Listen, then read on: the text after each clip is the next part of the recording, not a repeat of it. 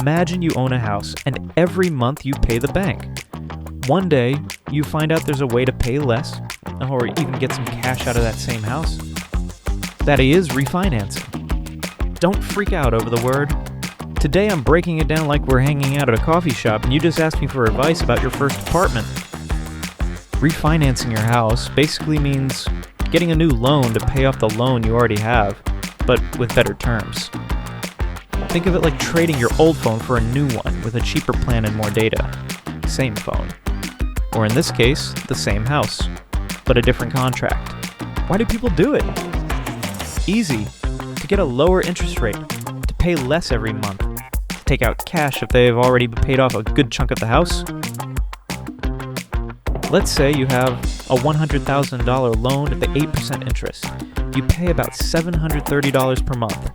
If you refinance at 5%, suddenly you're paying $537. That's almost $200 less every month. Over a year, that's more than $2,000 saved. But hold on. Refinancing isn't free.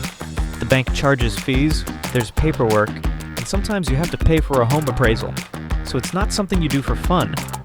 It's something you do when it really makes sense. It makes sense if interest rates have dropped a lot. You plan to stay in the house for several more years. You have good credit and can get a cheaper loan. It doesn't make sense if the fees and costs are higher than the savings. You plan to sell soon?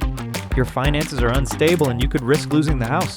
In short, refinancing is like changing your house's contract, so you pay less or get extra cash.